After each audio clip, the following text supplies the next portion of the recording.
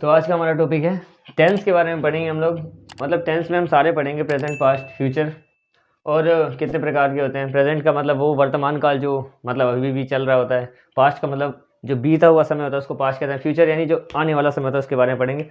और टेंस में 12 टाइप्स होते हैं, तो 12 के 12 हम एक एक करके लाइन से पढ़ेंगे। तो आज का जो हमारा टॉपिक है वो है सिंपल प्रेजेंट, यानी प्रेजेंट यानी वर्तमान का बिल्कुल सीधे शब्दों में इंग्लिश कैसे बनाई जाती है।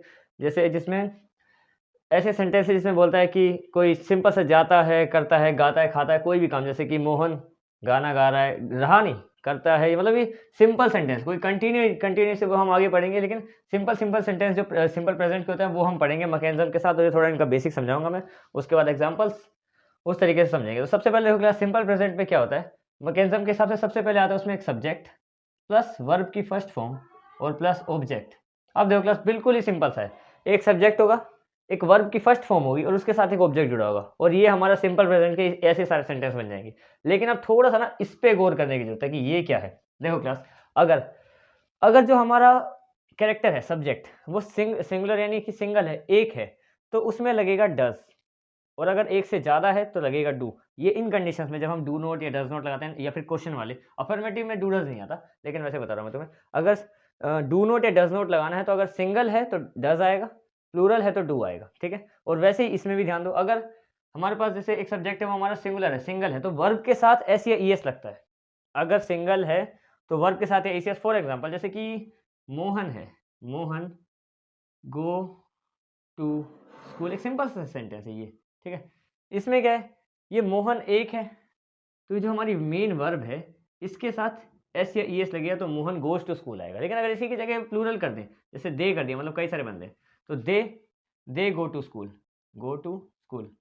इसमें क्या है, मतलब कि अगर बंदे कम तो एस या ईएस, और अगर बंदे ज़्यादा तो फिर कुछ नहीं। जैसे हमारी मेन वर्ब है, इसमें लिखा ना कि अगर प्लूरल होंगे तो बस वर्ब की फर्स्ट फॉर्म ही आएगी, सिंगुलर होंगे तो वर्ब की फर्स्ट फॉर्म के साथ एस या ईएस आएगा।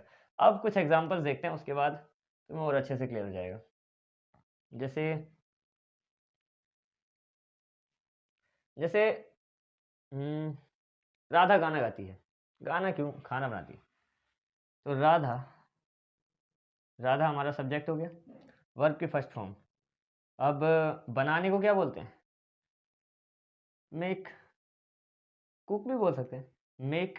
अब ये जो मेक है ना, यहाँ पे राधा के साथ मेक में एस आएगा, क्योंकि राधा सिंगुलर है तो ऐसे ही एस आएगा, तो राधा मेक्स, मेक्स फूड लिख देते हैं।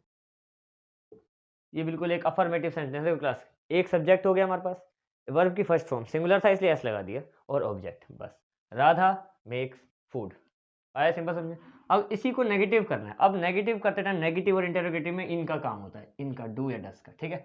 अब नेगेटिव करना है, राधा एक है तो डज आएगा, तो Radha does not make food, Radha does not make food. अब देखो क्लास, यहाँ पे जो मेक था ना, ये वाला मेक, इससे एस हट गया क्योंकि यहाँ पे डज में लग चुका है। एक बार ऐसा नहीं कि हमें सब में लगाना पड़ेगा, एक बार लगा दिया तो हो गया काम। जैसे ये भी डू या डज, ये हमारी हेल्पिंग वर्ब होती है, ये वाली हमारी हेल्पिंग वर्ब होती है क्लास, हेल्पिंग वर्ब ये, और ये है हमारी मेन वर्ब।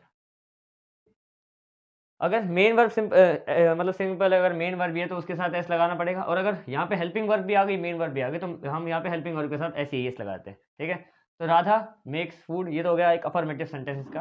अब है Radha does not make food, इसका मतलब है कि राधा खाना नहीं बनाती है, यानी इसका मतलब है ये बनाती है, ये नहीं बनाती। अब एक क्वेश्चन है कि अब इंटरोगेटिव क्वेश्चन वाला बनाएंगे अगर इसी को ही, तो क्या होगा कि राधा, क्या राधा खाना बनाती है। अब उसको इंग्लिश में कन्वर्ट करेंगे, तो ये जो हेल्पिंग वर्ब होती है ना, इसको हम आगे ले आएंगे क्लास, तो क्वेश्चन बन जाएगा डज राधा, अब राधा का आर स्मॉल हो जाएगा, does Radha make food, question mark, क्योंकि इस बार ये क्वेश्चन था class. Affirmative simple sentence, Radha खाना बनाती है। नेगेटिव, नेगेटिव ऐसा सेंटेंस है जिसमें बोला कि राधा खाना नहीं बनाती है, तो Radha does not make food. अगर राधा के साथ, राधा की जगह कोई ज़्यादा बंदे होते एक साथ, तो दे होता या फिर वी होता, तो यहाँ पे डू नॉट आता, क्योंकि हमें पता है कि डू प्लूरल के साथ आता, प्लूरल का मतलब एक से ज़्यादा। और अभी क्वेश्चन वाले हैं तो डज राधा मेक फूड, इसका क्या मतलब हो गया कि जो राधा, क्या राधा खाना बनाती है, मतलब हेल्पिंग वर्ब को आगे ले आएंगे तो हमें व्हाट, वेयर, व्हेन वगैरह की अभी जरूरत नहीं पड़ेगी, मतलब सिंपल इससे क्वेश्चन बन जाता है बिना डब्ल्यू एच फैमिली से। तो यहाँ पे क्या है, डज राधा मेक फूड, ये क्वेश्चन वाला बन गया, ये नेगेटिव सेंटेंस बन गया, ये पॉजिटिव सेंटेंस बन गया। ये था तुम्हारा एक सिंपल प्रेजेंट का सिंपल सा टॉपिक है, ये इसका पहला टॉपिक है वैसे तो। ऐसे ऐसे 12 हैं, हम एक एक करके इनके बारे में पढ़ेंगे। तो सिंपल प्रेजेंट का सिंपल सा टॉपिक था ये, दैट्स इट।